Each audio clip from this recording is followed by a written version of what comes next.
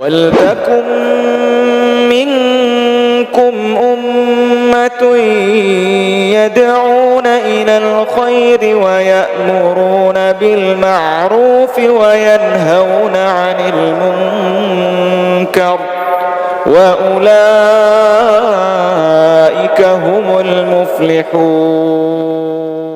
إن الحمد لله نحمده ونستعينه ونستغفره ونعوذ بالله من شرور أنفسنا ومن سيئات أعمالنا.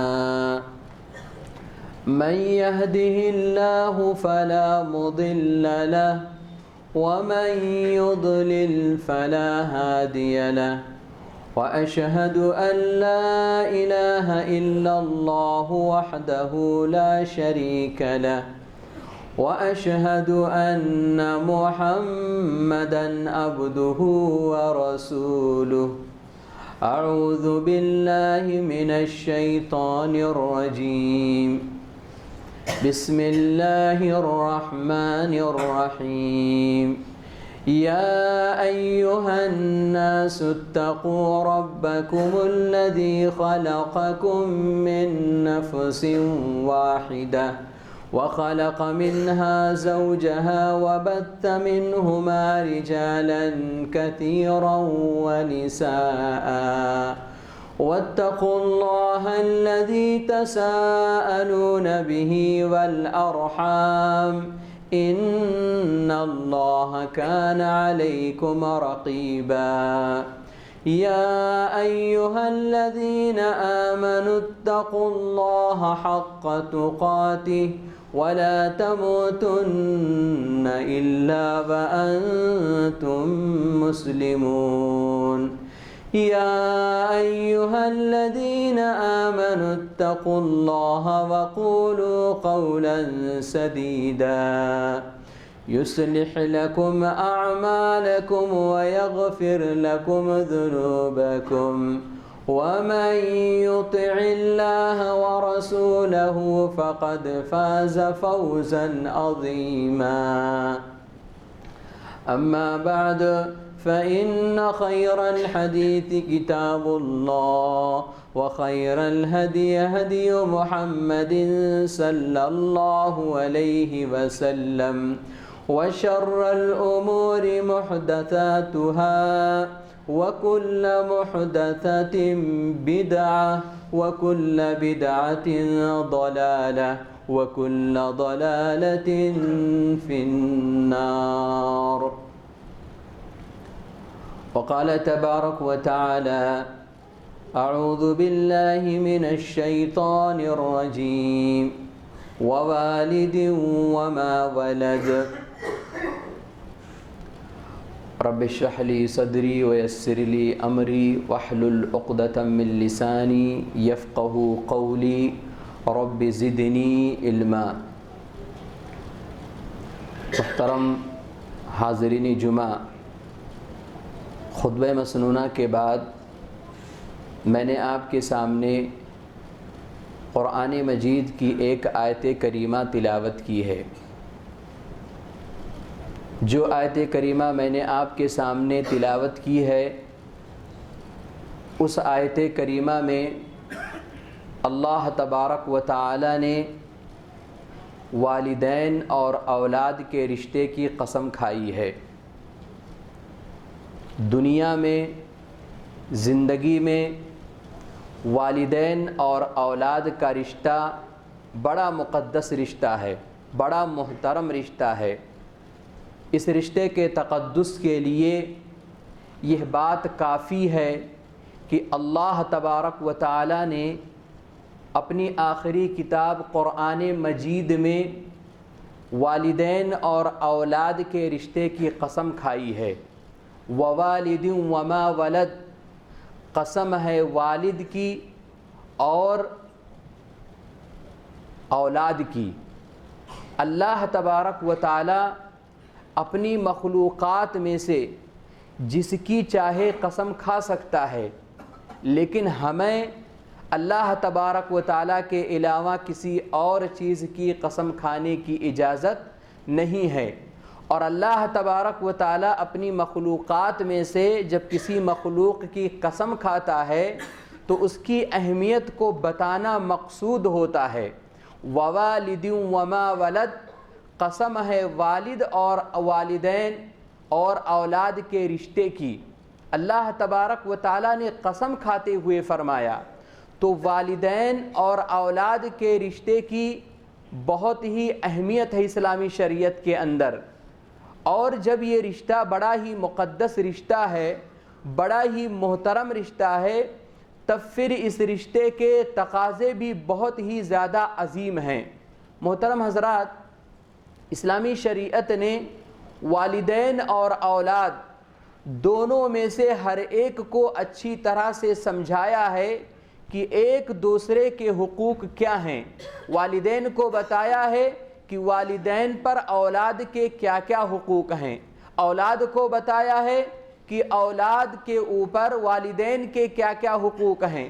اللہ کی قسم، والدین اور اولاد دونوں اگر ایک دوسرے کے حقوق کا لحاظ کریں تو ہمارے گھر بڑے مثالی بن جائیں گے، ہمارے خاندان بڑے مثالی بن جائیں گے، ہمارا سماج، ہمارا معاشرہ بڑا مثالی بن جائے گا۔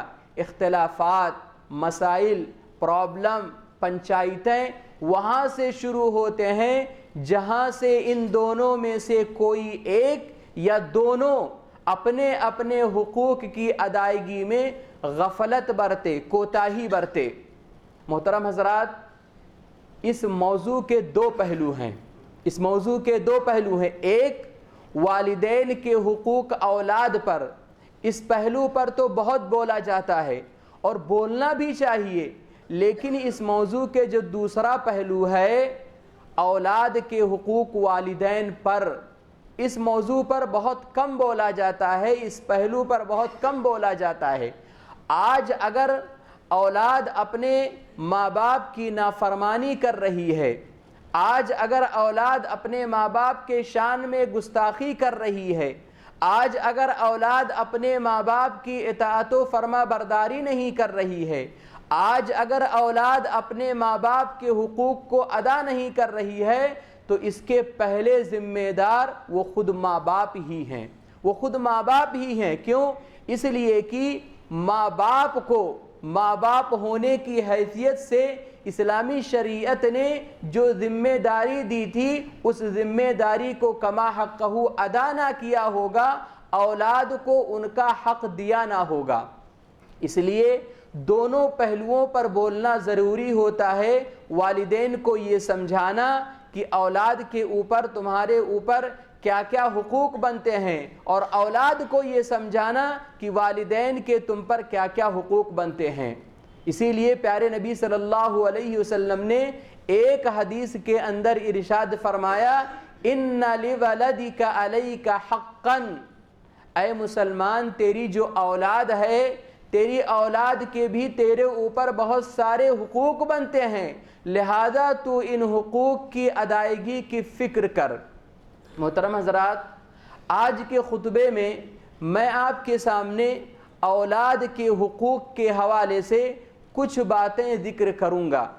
موضوع تو بڑا تفصیل ہے، بڑا لمبا ہے، لیکن کچھ بنیادی حقوق کی طرف اشارہ کروں گا جن کو والدین اپنا کر اپنی اولاد کے حقوق کو کما حقہ ادا کر سکتے ہیں۔ اولاد کا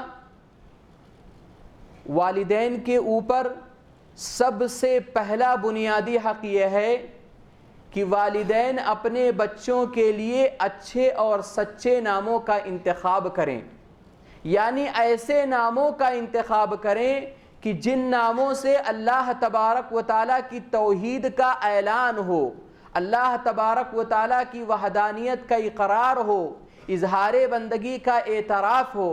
پیارے نبی صلی اللہ علیہ وسلم نے فرمایا کہ عبداللہ اور عبد الرحمن، یہ دونوں نام اللہ تبارک و تعالیٰ کے نزدیک بڑے پسندیدہ نام ہیں۔ آج والدین جب اپنے بچوں کے نام رکھتے ہیں تو نام رکھنے کے سلسلے میں بہت ساری غلطیاں کرتے ہیں۔ شرکیہ نام رکھ دیتے ہیں، عبد النبی نبی کا بندہ رکھ دیتے ہیں، عبد الرسول رسول کا بندہ رکھ دیتے ہیں، عبد الکلام کلام کا بندہ رکھ دیتے ہیں۔ بندے تو سارے اللہ تبارک و تعالیٰ کے ہوتے ہیں، نبی کے تو امتی ہوتے ہیں۔ اس لیے یہ بات یاد رکھو، ہمیشہ یاد رکھو کہ ایسے نام کہ جن ناموں سے شرک کی بو آتی ہے، ایسے ناموں سے والدین کو بچنا چاہیے۔ اور وہیں پر بہت سارے لوگ اپنے بچوں کے، اپنے اولاد کے ایسے نام رکھتے ہیں کہ جن ناموں کے اندر شرک تو نہیں ہوتا ہے مگر ان کا معنی اور مفہوم کافی غلط ہوتا ہے۔ حدیثوں سے یہ بات ثابت ہے کہ پیارے نبی صلی اللہ علیہ وسلم اگر یہ دیکھتے کہ کسی کا نام ایسا ہے جس کے میننگ اچھے نہیں ہیں، جس کے معنی اچھے نہیں ہیں، پیارے نبی صلی اللہ علیہ وسلم چینج کر دیا کرتے تھے۔ حضرت سعید بن مسیب رضی اللہ تعالی عنہ کے دادا کا نام تھا حزن، اور حزن کا مطلب ہوتا ہے غم کے۔ پیارے نبی صلی اللہ علیہ وسلم نے حضرت سعید بن مسیب رضی اللہ تعالی عنہ کے دادا سے کہا کہ آپ نے ایسا نام کیوں رکھا ہے جس کے معنی غم کے ہوتے ہیں، غمکین کے ہوتے ہیں، مایوسی کے ہوتے ہیں؟ انہوں نے کہا اللہ کے نبی صلی اللہ علیہ وسلم بات ایسی ہے کہ یہ نام میرے امی اور ابو نے رکھا ہے، اور اللہ کے نبی صلی اللہ علیہ وسلم جانے دیجئے نا، چھوڑ دیجئے نا۔ پیارے نبی صلی اللہ علیہ وسلم وہاں پر خاموش رہے۔ حضرت سعید بن مسیب رضی اللہ تعالی عنہ فرماتے ہیں کہ کاش میرے دادا پیارے نبی صلی اللہ علیہ وسلم کی نصیحت کو قبول فرما کر کے اپنا نام چینج کر لیے ہوتے تو ہمیں غموں سے نجات مل گئی ہوتی، ہمارے خاندان کے اندر ہمیشہ سے غم رہا۔ تو یہ بہت بڑی بات ہے۔ اس حوالے سے والدین کو بھی سوچنا چاہیے کہ ناموں کا بھی بہت اثر پڑتا ہے۔ اسی طرح سے نام رکھنے کے سلسلے میں ایک بہت بڑا تکلف جو ہم اور آپ اپنے معاشرے کے اندر دیکھتے ہیں وہ یہ کہ والدین کی یہ سوچ ہوتی ہے کہ میں اپنے بچے کا، میں اپنے لڑکے کا ایسا نام رکھوں گا کہ جو نام کبھی کسی نے سنا نہ ہو، جو نام کبھی کسی کا ہو نہ ہو، کبھی سنا نہ ہو، کبھی کسی کا رکھا ہوا نہ ہو۔ کیوں؟ اس لیے کہ ہمارے بچے کی الگ پہچان ہو۔ نئے نئے نام رکھنے کے جستجو میں والدین اپنے بچوں کے، اپنے اولاد کے ایسے نام رکھ لیتے ہیں کہ جن ناموں کا نہ تو کوئی سر ہوتا ہے، نہ تو کوئی پیر ہوتا ہے، اور نہ ہی وہ ورڈ، وہ نام دنیا کے کسی ڈکشنری میں موجود ہوتا ہے۔ اس لیے آپ یہ بات ہمیشہ یاد رکھو، تکلفات سے بری ہو کر سیدھے سادھے نام رکھو، عبداللہ، عبد الرحمن جیسے نام رکھو، اور پیغمبروں کے نام رکھو۔ پیارے نبی صلی اللہ علیہ وسلم کو اولاد ہوئی تو پیارے نبی صلی اللہ علیہ وسلم نے اپنے بیٹے کا نام ابراہیم رکھا۔ پیغمبروں کے نام رکھو، صحابہ کرام رضوان اللہ علیہم اجمعین کے نام رکھو، بچیاں اگر ہیں تو صحابیات کے نام رکھو۔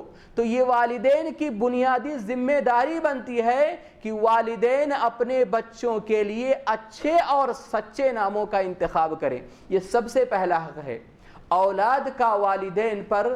دوسرا بنیادی حق یہ ہے کہ والدین اولاد کی نعمت کی شکر گزاری پر اولاد کا 7ویں دن عقیقہ کریں۔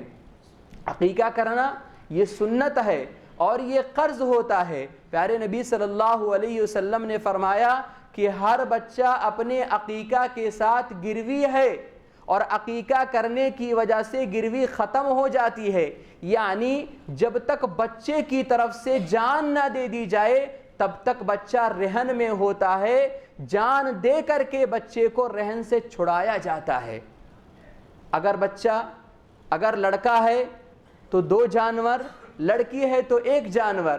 والدین کی یہ بنیادی ذمہ داری بنتی ہے کہ اللہ تبارک و تعالی نے انہیں جو اولاد کی شکل میں جو نعمت عطا کی ہے اس نعمت کی شکر گزاری کرتے ہوئے اپنے بچوں کا، اپنی اولاد کا 7ویں دن عقیقہ کریں۔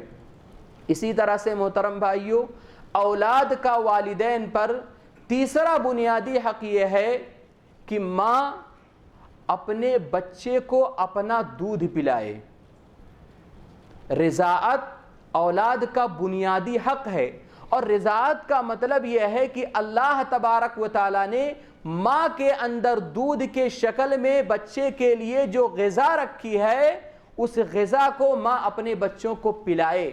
آج بڑے افسوس کے ساتھ کہنا پڑتا ہے کہ کچھ مائیں، سب نہیں، کچھ مائیں ایسی ہوتی ہیں جو مغربی تہذیب کے کلچر میں ویسٹرن کلچر کے اندھی تقلید کرتے ہوئے اپنے معصوموں کو اپنا دودھ نہیں پلاتی ہیں۔ کیوں؟ اس لیے کہ ان کا حسن و جمال گھٹ جائے گا، ان کی یہ سوچ ہوتی ہے کہ ہماری خوبصورتی کم ہو جائے گی۔ یاد رکھیں، ایسی مائیں اور بہنیں وہ اپنے بچوں کے اوپر ظلم کر رہی ہیں، انہیں ان کا حق نہیں دے رہی ہیں۔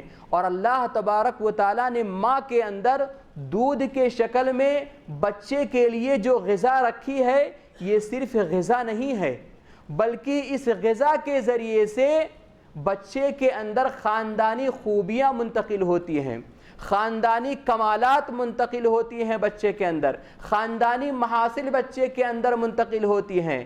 یعنی دودھ پلانے والی ماں صرف دودھ نہیں پلا رہی ہوتی ہے بلکہ خاندانی خوبیاں پلا رہی ہوتی ہے، خاندانی محاسن پلا رہی ہوتی ہے، خاندانی اوصاف حمیدہ پلا رہی ہوتی ہے، اور اپنے شوہر کے رشتہ دار کی جو خاندانی خوبیاں ہیں، جو اوصاف حمیدہ ہیں، وہ پلا رہی ہوتی ہیں۔ اور جو ماں اپنے بچوں کو اپنا دودھ نہیں پلاتی ہیں وہ دراصل خاندانی خوبیوں سے اپنے بچوں کو محروم کر رہی ہیں، خاندانی کمالات سے اپنے بچوں کو محروم کر رہی ہیں، خاندانی اوصاف حمیدہ سے اپنے بچوں کو محروم کر رہی ہیں۔ اکبر الہ آبادی نے کہا، بچوں میں آئے کہاں سے ماں باپ کے اطوار، بچوں میں آئے کہاں سے ماں باپ کے اطوار، دودھ ہے ڈبے کا اور تعلیم ہے سرکار کی۔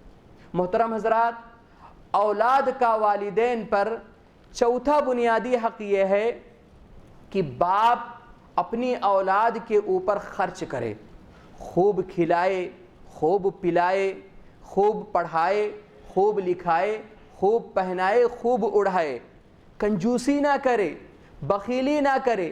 اللہ تبارک و تعالیٰ نے آپ کو اگر مال دیا ہے، دولت دی ہے، تو آپ کے اس مال کے، آپ کے اس پیسے کے سب سے زیادہ حقدار آپ کے اپنے بچے ہیں۔ پیارے نبی صلی اللہ علیہ وسلم فرماتے ہیں کہ بچوں کے اوپر تم جو خرچ کرتے ہو، جو لقمہ تم انہیں کھلاتے ہو، جو گھونٹ تم انہیں پلاتے ہو، جو لباس تم انہیں پہناتے ہو، یہ بڑی ہی فضیلتوں والا عمل ہے۔ جو پیسہ تم خرچ کرتے ہو، اس پیسے پر تم کو بہت زیادہ اجر و ثواب ملے گا جو پیسہ تم اپنے بیوی بچوں کے اوپر خرچ کرتے ہو۔ مشہور حدیث ہے، آپ سب جانتے ہیں، پیارے نبی صلی اللہ علیہ وسلم نے فرمایا کہ 1 دینار ہے جس کو تم اللہ تبارک و تعالیٰ کے راستے میں خرچ کرتے ہو، جہاد کے راستے میں خرچ کرتے ہو، اور 1 دینار ہے جو تم کسی کو کوئی غلام ہے اس کو آزاد کرنے میں بطور مدد کرتے ہو، اور 1 دینار ایسا ہے جس کو تم کسی غریب اور مسکین کے اوپر خرچ کرتے ہو، اور 1 دینار ایسا ہے جس کو تم اپنے بیوی بچوں کے جائز ضرورتوں کے اوپر خرچ کرتے ہو۔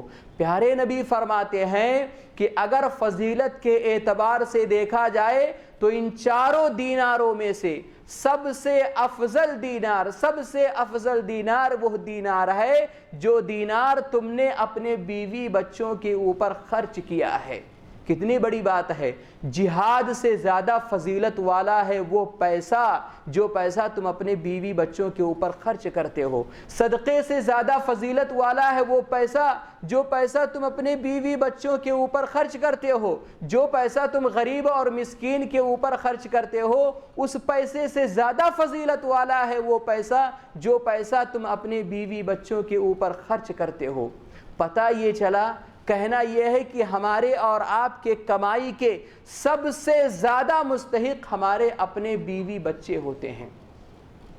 اسی طرح سے محترم بھائیو، اولاد کا والدین کے اوپر 5واں بنیادی حق یہ ہے کہ والدین اپنے بچوں کو نارے جہنم سے بچانے کی فکر کریں۔ یہ اولاد کا سب سے بڑا بنیادی حق ہے، اور جو ماں باپ یہ حق ادا نہیں کرتے ہیں وہ ماں باپ کہلانے کے حق نہیں رکھتے ہیں۔ جو ماں باپ اپنے بچوں کی صرف دنیا بنانے کی فکر کرتے ہوں، آخرت بنانے کی فکر نہ کرتے ہوں، نارے جہنم کے آگ سے بچانے کی فکر نہ کرتے ہوں، وہ ماں باپ غیر ذمہ دار ماں باپ ہیں۔ قرآن مجید نے کہا یا ایھا الذین آمنوا قوا انفسکم واہلیکم نارا وقودھا الناس والحجارہ، اے ایمان والو تم اپنے آپ کو اور اپنے اہل و عیال کو جہنم کے اس آگ سے بچاؤ جس کا ایندھن لوگ اور پتھر ہوں گے۔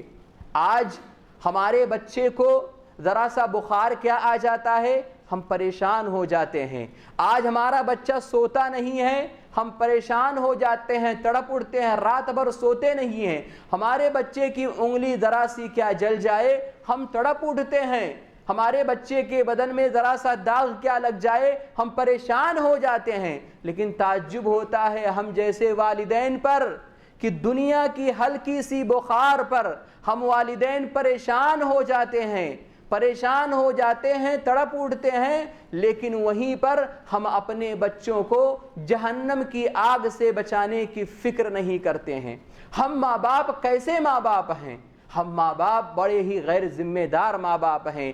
بچوں کو ہمیشہ جہنم کی آگ سے بچانے کی فکر کیا کرو، اور والدین کے اندر جب یہ فکر پیدا ہوگی تو والدین بچپن ہی سے اپنے بچوں کے اندر دینی مزاج پیدا کریں گے، دین سے ان کے رشتے کو مضبوط کریں گے، ان کا تعلق اللہ تبارک و تعالیٰ سے جوڑنے کی کوشش کریں گے، توحید کا سبق پڑھائیں گے، اور اللہ تبارک و تعالیٰ پر ایمان، اللہ تبارک و تعالیٰ سے تعلق، اللہ تبارک و تعالیٰ کی ذات پر ایمان و یقین، یہ ساری چیزیں اپنے بچوں کے دلوں کے اندر، ان کے ذہنوں کے اندر بٹھائیں گے۔ جب والدین کے اندر یہ فکر ہوگی، آپ جانتے ہیں وَإِذْ قَالَ لُقْمَانُ لِابْنِهِ وَهُوَ يَعِظُهُ يَا بُنَيَّ لَا تُشْرِكْ بِاللَّهِ إِنَّ الشِّرْكَ لَظُلْمٌ عَظِيمٌ۔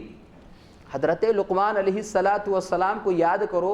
حضرت لقمان علیہ السلام نے اپنے بیٹے کو نصیحت کرتے ہوئے کہا کہ بیٹا اللہ تبارک و تعالیٰ کے ساتھ کبھی شرک نہ کرنا۔ کیوں؟ اس لیے کہ شرک سب سے بڑا ظلم ہے، سب سے بڑا گناہ ہے۔ یہاں پر آپ غور کریں کہ لقمان حکیم کی حکمت و دانائی نے، ان کی دانش مندی نے انہیں یہ تعلیم دی کہ وہ اپنے بچے کو سب سے پہلے عقیدے کا درس دیں، توحید کا سبق پڑھائیں، شرک سے ڈرائیں۔ اس کے بجائے آج ہم دیکھتے ہیں کہ کتنے والدین ایسے ہیں جو اپنے بچوں کو بچپن ہی سے شرک کی طرف لے کر کے جاتے ہیں، شرک کے راستے پر لے کر کے جاتے ہیں، گلے کے اندر تعویذ ڈال کر کے، ہاتھوں اور پیروں کے اندر کالے اور پیلے دھاگے باندھ کر کے۔ اس لیے یاد رکھو اپنے بچوں کو بچپن ہی سے توحید کا سبق پڑھاؤ اور ساتھ ساتھ نماز کی تلقین کیا کرو۔ وَأَمُرْ أَهْلَكَ بِالصَّلَاةِ وَاصْطَبِرْ عَلَيْهَا۔ اللہ تبارک و تعالیٰ نے کہا کہ اے پیغمبر آپ اپنے اہل و عیال کو، آپ اپنے بیوی بچوں کو نماز کا حکم دو اور آپ بھی اس نماز پر جم جائیں۔ پیارے نبی صلی اللہ علیہ وسلم نے فرمایا مروا اولادکم بالصلاۃ، اپنے بچوں کو نماز کا حکم دو جب وہ 7 سال کے ہو جائیں۔ اس سے یہ پتہ چلا کہ توحید کے بعد آپ کے بچے کے اندر توحید آ گئی ہے، توحید کے بعد سب سے زیادہ توجہ نماز پر دینی چاہیے۔ یہ والدین کی ذمہ داری بنتی ہے کہ والدین اپنے بچوں کو اپنے گھروں میں نماز پڑھوا کر کے دیکھیں کہ کیا ہمارے بچے کو نماز پڑھنے کا طریقہ آتا ہے، کیا ہمارے بچے کو وضو کرنے کا طریقہ آتا ہے۔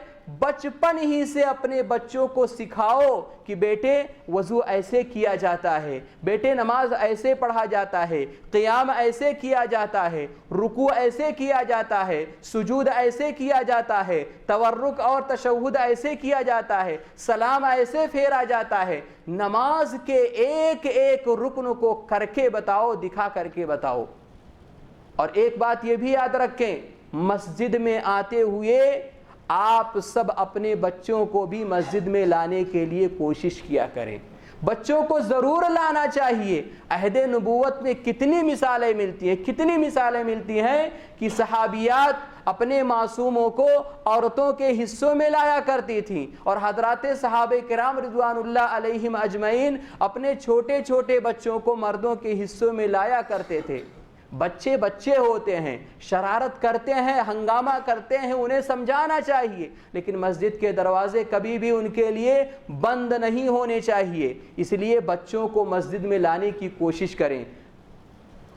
تو والدین کی یہ بنیادی ذمہ داری بنتی ہے کہ والدین ان سارے پہلوؤں سے اپنے اولاد کے اوپر نظر رکھے، اپنے بچوں کے دین کو بنانے کی فکر کرے، انہیں جہنم سے بچانے کی فکر کریں۔ اور جو ماں باپ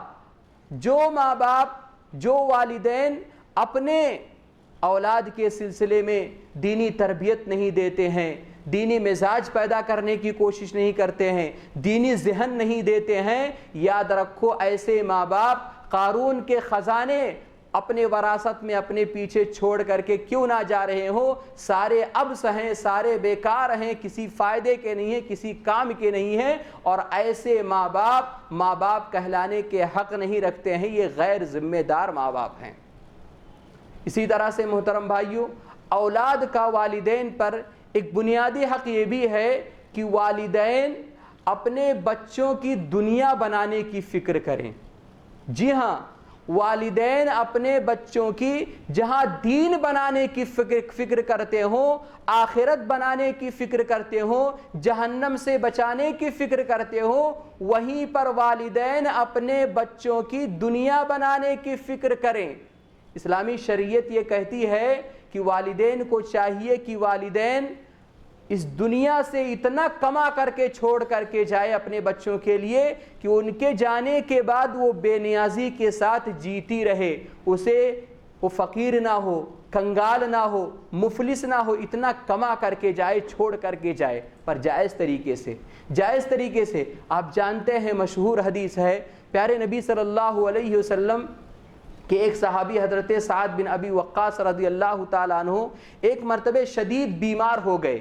پیارے نبی صلی اللہ علیہ وسلم ان کے پاس عیادت کے لیے تشریف لے گئے۔ تو پیارے نبی صلی اللہ علیہ وسلم جب ان کے پاس پہنچے تو حضرت سعد بن ابی وقاص رضی اللہ تعالیٰ عنہ نے کہا، اللہ کے نبی صلی اللہ علیہ وسلم، مجھے لگتا ہے میری بیماری بڑھتی جا رہی ہے، اور مجھے لگتا ہے کہ میں اس بیماری میں انتقال کر جاؤں گا۔ اللہ کے نبی صلی اللہ علیہ وسلم، میری صرف ایک ہی بیٹی ہے اور میرے پاس مال بہت زیادہ ہے۔ اللہ کے نبی صلی اللہ علیہ وسلم، میں چاہتا ہوں کہ میں اپنے مال کا 2/3 حصہ اللہ تبارک و تعالیٰ کے راستے میں خرچ کر دوں۔ یعنی ان کے پاس اگر مثال کے طور پر 90,000 روپے تھے تو وہ 60,000 روپے اللہ تبارک و تعالیٰ کے راستے میں خرچ کرنا چاہ رہے تھے۔ پیارے نبی صلی اللہ علیہ وسلم نے منع فرما دیا، بولے نہیں۔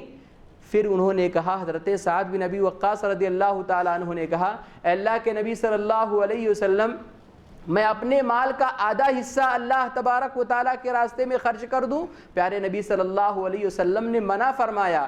پھر حضرت سعد بن ابی وقاص رضی اللہ تعالیٰ عنہ نے کہا، اللہ کے نبی صلی اللہ علیہ وسلم، میں اپنے مال کا 1/3 حصہ اللہ تبارک و تعالیٰ کے راستے میں خرچ کروں؟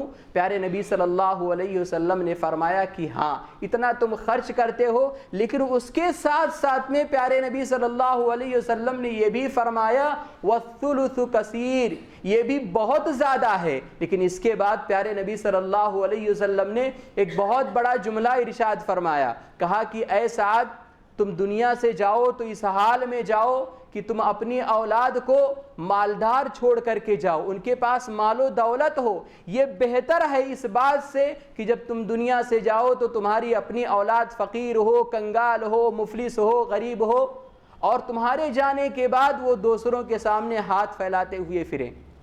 اس واقعے سے کیا پتہ چلتا ہے؟ اس واقعے سے یہ پتہ چلتا ہے کہ والدین کو اپنے بچوں کی دنیا بنانے کی فکر کرنی چاہیے، اور اس سلسلے میں جہاں والدین اپنے بچوں کے اوپر بہت کچھ بنانے کی کوشش کرتے ہیں، پڑھاتے ہیں، لکھاتے ہیں، بہت کچھ بنانے کی کوشش کرتے ہیں، وہیں پر اپنے بچوں کو ہنر والا بھی بنا دے، ہنر کوئی بھی ہنر سکھا دے۔ ہنر آپ کے بچے کے ہاتھ میں رہے گا تو یاد رکھو ہنر کے راستے سے آپ کا وہ بچہ دنیا کے کسی بھی کونے میں کما لے گا، کما کر کے کھا لے گا، جی لے گا۔ ہنر کوئی بھی ہنر ہو سکتے ہیں، بہت سارے ہنر ہیں، کوئی بھی ایک ہنر آپ سکھا دے، ہنر کے راستے سے وہ کما جی کھا لے گا۔ کسی کے سامنے زندگی میں کبھی کسی کے سامنے اسے ہاتھ پھیلانے کی نوبت نہیں آئے گی۔ آپ جانتے ہیں محدث العصر علامہ البانی رحمۃ اللہ علیہ اپنے والد محترم کے بارے میں ایک بات بہت زیادہ ذکر کیا کرتے تھے۔ وہ کہا کرتے تھے کہ میرے والد محترم کے مجھ پر تو بہت سارے احسانات ہیں، لیکن اس میں سے ایک بہت بڑا احسان یہ ہے کہ میرے والد محترم نے مجھے بچپن میں گھڑی سازی کا پیشہ سکھا دیا تھا۔ علامہ البانی رحمۃ اللہ علیہ جہاں محدث تھے، جہاں فقیہ تھے، عابد و زاہد تھے، سب کچھ تھے، وہیں پر اپنی جگہ گھڑی ساز بھی تھے، ایک معروف و مشہور گھڑی بنانے والے تھے، گھڑی بنانے کا وہ ہنر رکھا کرتے تھے۔ وہ کہا کرتے تھے کہ میرے والد محترم کا یہ مجھ پر بہت بڑا احسان ہے۔ کیوں احسان ہے؟ وہ کہتے ہیں کہ جب وہ علم کی خدمت میں مصروف ہوئے تو جب کبھی ان کی جیب خالی ہوتی، انہیں پیسے کی ضرورت ہوتی، اور چونکہ گھڑی کا دکان تھا، ان کا اپنا دکان تھا، جب کبھی پیسے کی ضرورت ہوتی تو دکان کھول کر کے بیٹھ جاتے، اور جتنے پیسے کی ضرورت ہوتی اتنے کی اگر آمدنی ہو جاتی دکان بند کر دیتے اور لائبریری میں جا کر کے علم حدیث کی خدمت میں مصروف ہو جایا کرتے تھے۔ پھر جب کبھی پیسے کی ضرورت پڑتی دکان کھول کر کے بیٹھ جاتے، جتنے پیسے کی ضرورت ہوتی اتنے کی اگر آمدنی ہو جاتی دکان بند کر دیتے، لائبریری میں جا کر کے علم حدیث کی خدمت میں مصروف ہو جایا کرتے تھے۔ کہنا یہ ہے، وہ کہا کرتے تھے کہ نوکری کے مقابلے میں اپنا خود کا پیشہ بہت اچھا ہوتا ہے۔ نوکری میں ایک انسان بندھا ہوا رہتا ہے، جیسے اس کی اپنی زندگی اس کے اپنے اختیار میں نہیں ہوتا ہے، وہ ہمیشہ ٹینشن میں ہوتا ہے، کہیں جا نہیں سکتا ہے، کہیں آ نہیں سکتا ہے، اس کی اپنی زندگی جیسے کوئی اور چلا رہا ہوتا ہے۔ وہ کہتے ہیں کہ لیکن یہ ہنر جو میرے والد محترم نے مجھے بچپن میں سکھایا تھا، یہ اتنی بڑی نعمت ہے کہ اس نعمت کی وجہ سے، اس ہنر کی وجہ سے میں پوری آزادی کے ساتھ علم حدیث کی خدمت کر سکا۔ تو والدین کی ذمہ داری ہوتی ہے کہ والدین اپنے بچوں کی دنیا بنانے کی فکر کریں۔ جہاں ہم پڑھاتے ہیں لکھاتے ہیں وہیں اپنے بچوں کے لیے اچھے سے اچھا ہنر سکھانے کی کوشش کریں تاکہ وہ اپنے معاش کا خود انتظام کر سکیں اور پھر دنیا والوں کے سامنے ہاتھ پھیلانے سے بچیں۔ اسی طرح سے محترم بھائیوں، اولاد کا والدین پر ایک بنیادی حق یہ ہے کہ والدین اپنے اولاد کے درمیان، اپنے بچوں کے درمیان انصاف کریں۔ یہ اولاد کا بہت بڑا بنیادی حق ہے۔ اللہ تبارک و تعالیٰ نے جتنے بچے اور جتنے بچیاں دی ہیں، سارے بچوں کو ایک نظر سے دیکھنا، سارے بچوں کے ساتھ برابر سلوک کرنا، سارے بچوں کے ساتھ برابر معاملہ کرنا۔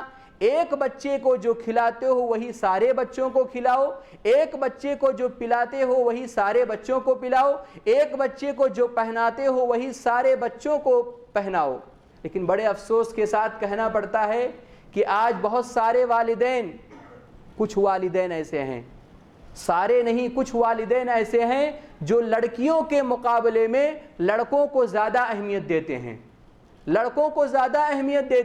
لڑکوں پر خرچ کرنے کی بات آتی ہے تو خوب خرچ کرتے ہیں، لیکن لڑکیوں پر خرچ کرنے کی بات آتی ہے پیچھے ہٹ جاتے ہیں، یا ایک لڑکے پر بہت زیادہ خرچ کرتے ہیں، دوسرے لڑکے پر کم خرچ کرتے ہیں۔ یاد رکھو، ہمارا یہ رویہ ہماری اولاد کو باغی بنائے گا، باغی سرکش بنائے گا۔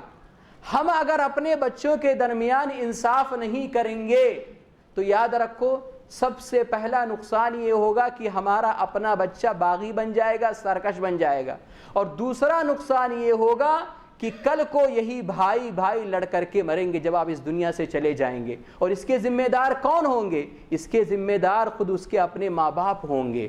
اس لیے بہت ضروری ہے کہ والدین اپنے بچوں کے درمیان انصاف کریں، انصاف سے کام لیں۔ ہاں یہ اور بات ہے، یہ بات الگ ہے کہ کسی بچے سے ہم زیادہ محبت کرتے ہیں۔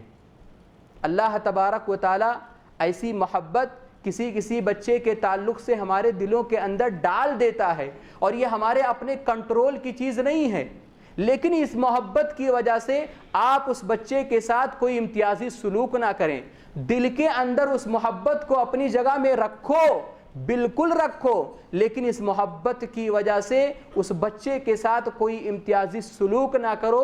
سارے بچوں کے ساتھ ایک جیسا معاملہ کرو، سارے بچوں کے ساتھ ایک جیسا سلوک کرو۔ یاد رکھو، یہ بات ہمیشہ یاد رکھو۔ آپ جانتے ہیں پیارے نبی صلی اللہ علیہ وسلم کے ایک صحابی حضرت نعمان بن بشیر رضی اللہ تعالی عنہ کے والد محترم حضرت بشیر رضی اللہ تعالی عنہ نے اپنے بیٹے حضرت نعمان کو گفٹ دیا، ہدیہ دیا، اور پیارے نبی صلی اللہ علیہ وسلم کے پاس گئے اور کہنے لگے، اے اللہ کے نبی صلی اللہ علیہ وسلم، آپ گواہ رہیے، آپ گواہ رہیے، میں نے اپنے بیٹے نعمان کو یہ گفٹ دیا ہے، یہ ہدیہ دیا ہے۔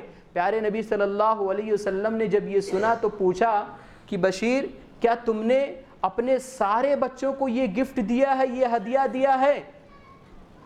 تو انہوں نے کہا، اللہ کے نبی صلی اللہ علیہ وسلم، صرف نعمان کو یہ ہدیہ دیا ہے، یہ گفٹ دیا ہے۔ پیارے نبی صلی اللہ علیہ وسلم نے فرمایا، یا تو سارے بچوں کو وہی گفٹ دو، یا پھر نعمان کو دیا ہوا ہدیہ واپس لے لو۔ پھر پیارے نبی صلی اللہ علیہ وسلم نے فرمایا کہ بشیر، کیا تم یہ نہیں چاہتے ہو کہ تمہاری ساری اولاد تمہارے ساتھ برابر حسن سلوک کرے؟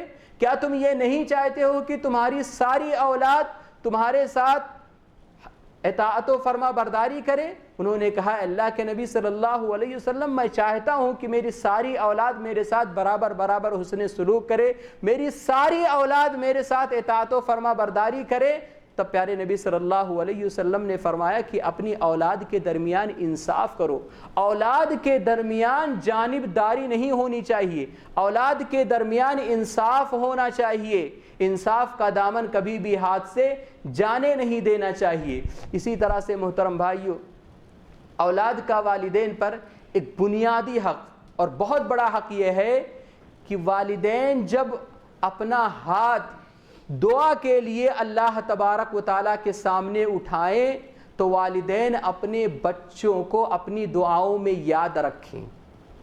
آپ سجدے میں دعا کر رہے ہیں، تہجد میں دعا کر رہے ہیں، فرض نمازوں کے بعد دعا کر رہے ہیں، اور اسی طرح سے اذان اور اقامت کے درمیان دعا کر رہے ہیں، یعنی جو بھی قبولیت کے اوقات ہیں مخصوص دعاؤں میں اپنی اولاد کو کبھی بھی نہ بھولیں۔ جب بھی ہم دعا کریں اپنی اولاد کے حق میں ضرور دعا کریں۔ کیوں؟ اس لیے کہ ماں باپ کی دعائیں بچے کے مستقبل کو سنوارتی ہے، بچے کے مستقبل کو نکھارتی ہے، اور وہ اولاد بڑا خوش نصیب اولاد ہے جو اولاد اپنے ماں باپ کی دعائیں لیتی ہے، اور وہی اولاد بہت زیادہ ترقی بھی کرتی ہے۔ لیکن آج بڑے افسوس کے ساتھ کہنا پڑتا ہے کہ آج ہم والدین اپنے بچوں کے حق میں اس وقت دعا کرتے ہیں جب ہمارا بچہ بگڑ جاتا ہے، جب ہمارا بچہ ہمارے ہاتھ سے نکل جاتا ہے، غلط راستے پر چلا جاتا ہے، تب ہم دعا کے لیے ہاتھ اٹھاتے ہیں۔ یہ غلط سوچ ہے۔ آپ قرآن مجید پڑھ کر کے دیکھیں، حضرت ابراہیم علیہ السلام نے اللہ تبارک و تعالیٰ سے دعا مانگی تو کیا کہا؟ رب هب لی من الصالحین، پروردگارہ مجھے نیک صالح اولاد عطا فرما۔ صرف لڑکا نہیں مانگا، صرف بیٹا نہیں مانگا، بلکہ کیا کہا؟ اور ابھی دنیا کے اندر آیا بھی نہیں ہے، جب مانگ رہے ہیں اولاد کو، بیٹے کو مانگ رہے ہیں، تو اس کے ساتھ ساتھ میں کہہ رہے ہیں کہ پروردگارہ نیک صالح اولاد عطا فرما۔ حضرت زکریا علیہ السلام اللہ تبارک و تعالیٰ سے دعا کرتے ہوئے کہتے ہیں، رب انی وہن العظم منی واشتعل الرأس شیبا ولم اکن بدعائک رب شقیا۔ پروردگارہ اولاد نہیں ہے، بوڑھا ہو چکا ہوں، اولاد دے دے، اور ایسی اولاد عطا فرما جس کے اندر صالحیت بھی ہو یعنی نیک ہو، اور جس کے اندر صلاحیت بھی ہو یعنی نبی بننے کے قابل ہو۔ آل یعقوب کی جو وراثت نبوت ہے اس وراثت نبوت کو سنبھالنے والا ہو۔ تو دنیا میں آنے سے پہلے اولاد کے حق میں دعا کرنی چاہیے۔ یہ بہت ہی افسوس کے ساتھ کہنا پڑتا ہے کہ کچھ لوگ کرتے بھی ہیں الحمدللہ، لیکن جب بچہ اس دنیا کے اندر آ جاتا ہے اپنے اولاد کے حوالے سے بے فکر ہو جاتے ہیں، ان کے لیے دعائیں نہیں کرتے ہیں۔ یاد رکھو آپ کی دعاؤں سے آپ کے بچے کا مستقبل سنورتا ہے، سدھرتا ہے، بنتا ہے۔ اور آپ یہ بات یاد رکھیں، جب بھی ہم اور آپ اللہ تبارک و تعالیٰ کے بارگاہ میں اپنے ہاتھوں کو اٹھائیں تو یہ دعا کرنا کبھی نہ بھولیں، ربنا ہب لنا من ازواجنا وذریاتنا قرۃ اعین وجعلنا للمتقین اماما۔ بہت جامع دعا ہے، بہت ہی عظیم دعا ہے، اور اس دعا کو گھر کے ہر ذمہ دار کو، گھر کے ہر والدین کو اپنی ہر دعاؤں میں اس کا ورد کرنا چاہیے، پڑھنا چاہیے۔ ربنا ہب لنا من ازواجنا وذریاتنا قرۃ اعین، پروردگارا ہمیں ہمارے بیویوں سے، ہمیں ہمارے بچوں سے ہمیں آنکھوں کی ٹھنڈک نصیب عطا فرما، وجعلنا للمتقین اماما، اور پروردگارا ہمیں متقیوں کا امام بنا دے۔ ہم گھر کے اندر جب داخل ہوں تو ہم اپنے بیوی کو دیکھ کر، بچوں کو دیکھ کر ہمیں سکون و اطمینان ملے۔ پروردگارہ ہمارے بچوں کو ایسا بنا دے، وجعلنا للمتقین اماما، اور ہمیں متقیوں کا امام بنا دے۔ مطلب یہ ہے کہ ہمارے گھر کے سارے فیملی ممبرز نیک ہوں، پرہیزگار ہوں، متقی ہوں، صالح ہوں، اور ہم ان کے سرپرست ہونے کے اعتبار سے ہم ان کے امام ہوں۔ ایک مومن اس دعا کے اندر اللہ تبارک و تعالیٰ سے یہ دعا کرتا ہے کہ پروردگارہ میرے زندگی کا چین، میرے زندگی کا سکون، میرے زندگی کا اطمینان میرے بیوی بچوں میں رکھ دے۔ یہ بہت ہی جامع دعا ہے، اس لیے گھر کے ذمہ دار کو، گھر کے والدین کو جب بھی یہ ہاتھ اپنا اٹھائیں دعا کے لیے، وہ ضرور یہ دعا پڑھا کریں، ربنا ہب لنا من ازواجنا وذریاتنا قرۃ اعین وجعلنا للمتقین اماما۔ اسی طرح سے محترم بھائیو، آخری بات، اولاد کا والدین پر ایک بنیادی حق یہ ہے کہ والدین اپنے بچوں کے اوپر احتسابی نظر رکھیں۔ احتسابی نظر کا مطلب کیا؟ ہمارا بچہ کہاں جا رہا ہے، نظر ہونی چاہیے، کس سے ملاقات کر رہا ہے، نظر ہونی چاہیے، کہاں جا رہا ہے، کیسے جا رہا ہے، پڑھنے جا رہا ہے، نہیں جا رہا ہے، یعنی اس کے پورے زندگی کے اندر صبح سے لے کر کے شام تک ایک ایک حرکت پر نظر ہونی چاہیے۔ آج بڑے افسوس کے ساتھ کہنا پڑتا ہے کہ بہت سارے والدین، سارے نہیں، کچھ والدین ایسے ہیں جو اپنے بچوں کے اوپر نظر نہیں رکھا کرتے ہیں، جس کی وجہ سے بچے خراب ہو جاتے ہیں، غلط عادتوں کے شکار ہو جاتے ہیں۔ اور یاد رکھو یہ غلط عادت کیا ہوتی ہے؟ بیڑی سگریٹ سے شروع ہوتا ہے اور ڈرگز کے نشے پر جا کر کے ختم ہوتا ہے۔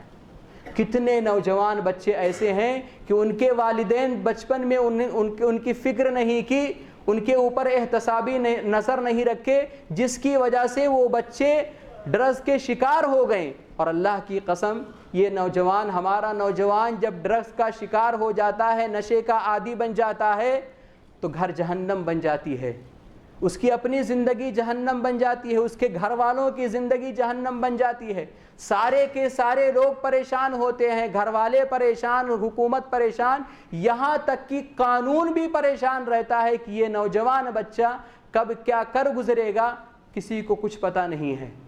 اور یہی والدین جب ان بچوں کو پیسہ دینا بند کرتے ہیں کہ تو ڈرگز لینے لگا ہے، افیم لینے لگا ہے، چرس گاجا لینے لگا ہے، جب یہ پیسہ دینا بند کرتے ہیں تو یہی نوجوان چوریاں کرنے لگتا ہے، معاشرے کے اندر چوری کرتا ہے۔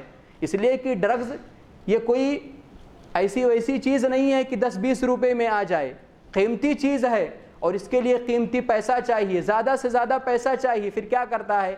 اپنے باپ کے جیب پر ہاتھ ڈالتا ہے، اپنے ماں کے زیورات پر ہاتھ ڈالتا ہے، اپنی بہن اور اپنی بیوی کے زیورات پر ہاتھ ڈالتا ہے، کیونکہ اس کو چاہیے، لت پڑی ہوئی ہے، نشے کا عادی ہو گیا ہے۔ اور کی وجہ سے وہ اپنی زندگی خود ضائع کرتا ہے اور بہت سارے لوگوں کو ٹینشن میں مبتلا کر کے رکھتا ہے۔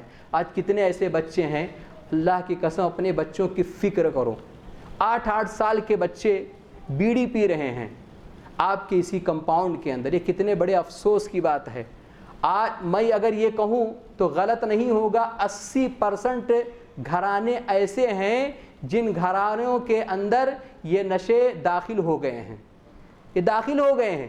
چھوٹے چھوٹے بچے، جن بچوں کے پاس پیسے نہیں ہیں، وہ بچے پیپر کا بیڑی سگریٹ بنا کر کے پی رہے ہیں، اور جن بچوں کے پاس پیسے ہیں وہ تو خرید کر کے سگریٹ، بیڑی اور نہ جانے وائٹنر اور نہ جانے نشے کی کون سی چیزیں ہیں لا کر کے استعمال کرتے ہیں۔ یہ بڑی ہی دکھ کی بات ہے۔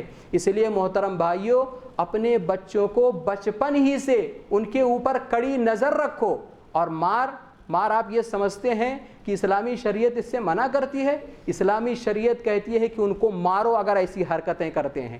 بہت سارے والدین یہ سمجھتے ہیں کہ بچوں کے اوپر مارنا یہ غلط بات ہے، تہذیبی کارروائی ہونی چاہیے، کڑی سے کڑی سخت سزا دینی چاہیے۔ اگر ایسے آج جو بچے بگڑے ہوئے ہیں جو آپ کو دکھ رہے ہیں، اس کی وجہ یہی ہے کہ ہم نے بالکل ڈھیلا چھوڑ دیا ہے۔